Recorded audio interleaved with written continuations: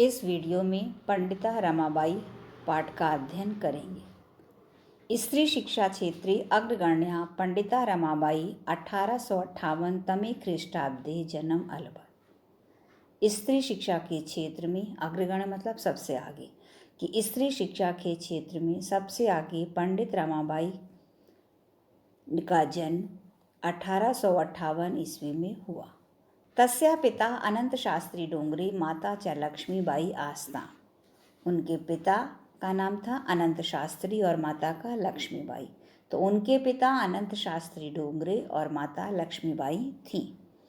तस्मिन् काले स्त्री शिक्षायाः स्थिति चिंतनीया आसीत्। उस समय स्त्रियों की शिक्षा की स्थिति चिंतनीय थी, शोचनीय थी। मतलब उस समय स्त्रियां कम पढ़ती थीं।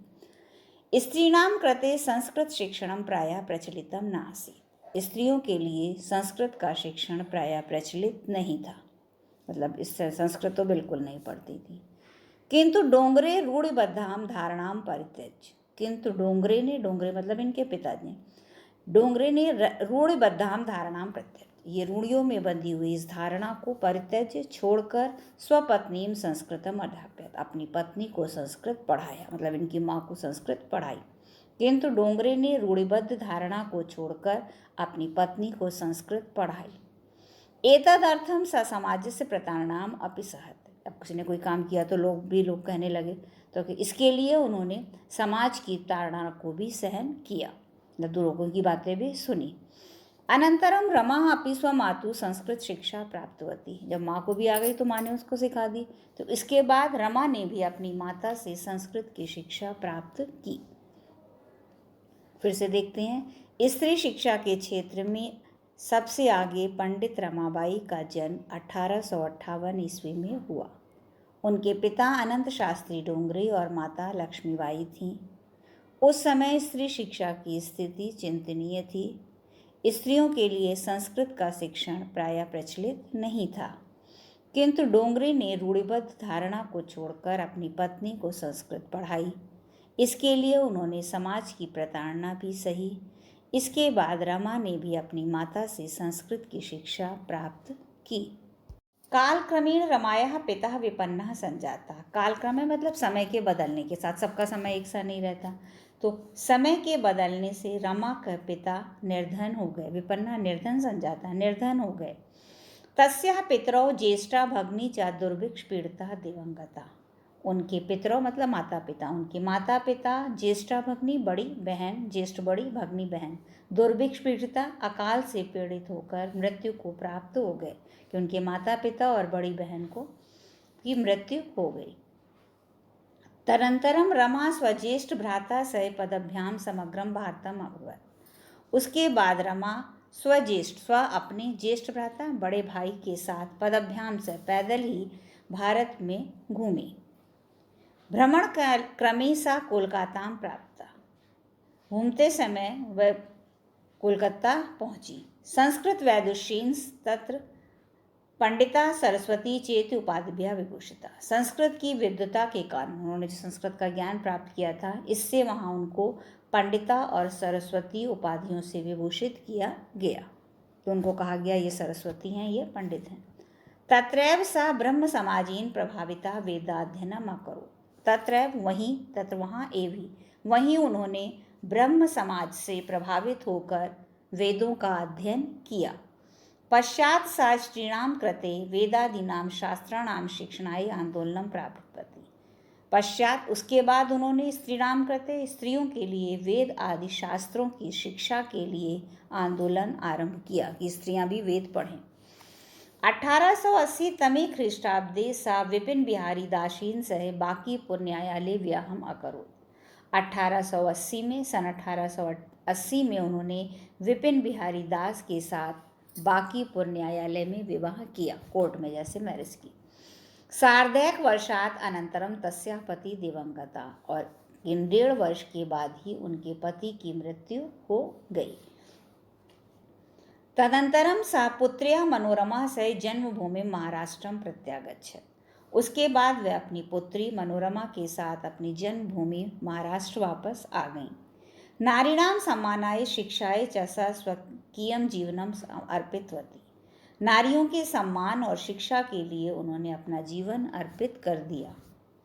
हंटर शिक्षा आयोगस्य समक्षम रमाबाई नारी शिक्षा विषये स्वमतं प्रस्तुतवती।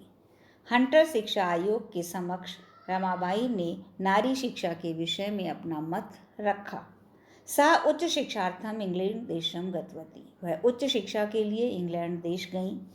तत्र ईसाई धर्मस्य स्त्री विषय के उत्तम विचारे प्रभाविता जाता, वहाँ ईसाई धर्म के स्त्री के विषयों में उनके उत्तम विचारों से वह प्रभावित हुई। कि ईसाई धर्म के लोग कहते हैं कि ज़्यादा स्त्रियाँ शिक्षा प्राप्त करें, तो इस धर्म से वो प्रभावित हुई।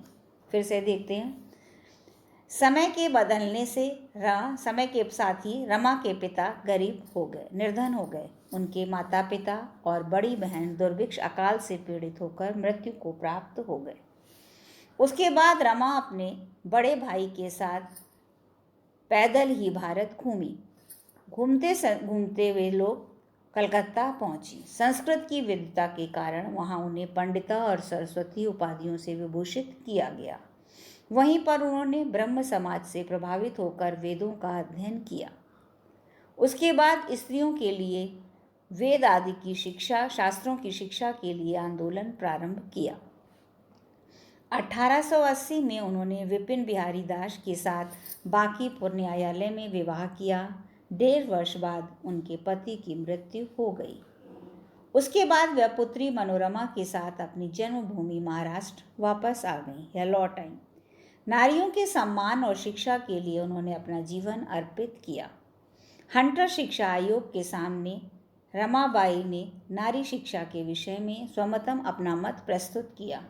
वह उच्च शिक्षा के लिए इंग्लैंड देश गईं। वहाँ ईसाई धर्म के स्त्रियों के विषय में के उत्तम विचारों से वह बहुत ही प्रभावित हुई। इंग्लैंड देशात रमाबाई अमेरिका देशम अगच्छत। इंग्लैंड देश के बाद रमाबाई अमेरिका गई। तत्र सा भारतस्य विधवा स्त्रीणाम सहायतार्थम धर्त संचयम अकरोत्। वहाँ उन्होंने भारत की विधवा स्त्रियों की सहायता के लिए अर्थ संचयम अकरोत्, धन का संचय किया।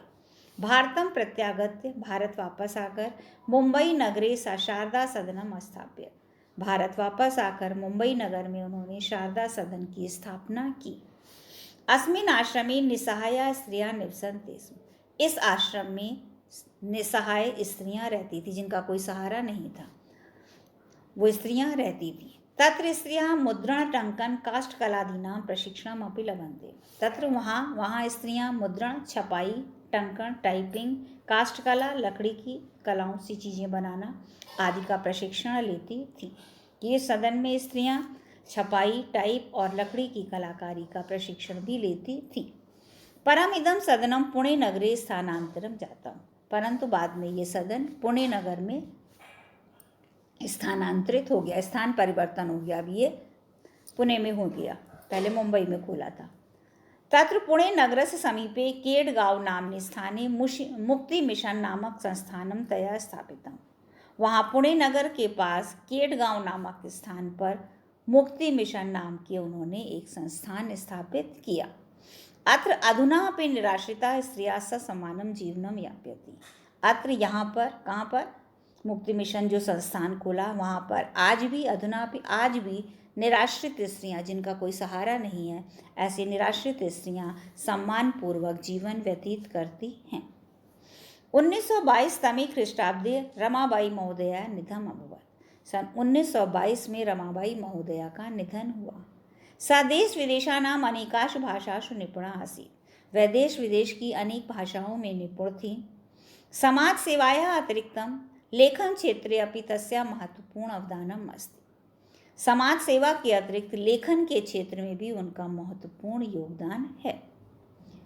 स्त्री धर्मनीति हाई कास्ट हिंदू वुमेन इति तस्याः प्रसिद्ध रचना द्वयं वर्तते। स्त्री धर्मनीति और हाई कास्ट हिंदू वुमेन उनकी 2 प्रसिद्ध रचनाएं हैं। फिर से देखते हैं, इंग्लैंड देश से रमाबाई अमेरिका देश आ गईं। वहाँ उन्होंने भारत की विधवा स्त्रियों की सहायता के लिए धन इकट्ठा किया। भारत लौटकर मुंबई नगर में उन्होंने शारदा सदन की स्थापना की। इस आश्रम में निसहाय स्त्रियां रहती थीं। वहाँ स्त्रियां छपाई, टाइप और लकड़ी की कलाकारी आदि का प्रशिक्षण भी प्राप्त करती थी। परंतु ये सदन पुणे नगर में स्थानांतरित हो गया। वहाँ पुणे नगर के समीप केडगांव नामक स्थान पर उनके द्वारा मुक्ति मिशन नामक संस्थान स्थापित किया गया। आज भी वहाँ निराश्रित स्त्रियाँ सम्मानपूर्वक जीवन व्यतीत करती हैं। 1922 ईस्वी में रमाबाई महोदया का निधन हो गया। वह देश विदेश की अनेक भाषाओं में निपुण थी। समाज सेवा के अतिरिक्त लेखन के क्षेत्र में भी उनका महत्वपूर्ण योगदान है। स्त्री धर्म नीति और हाई कास्ट हिंदू वुमेन उनकी दो प्रसिद्ध रचनाएं हैं।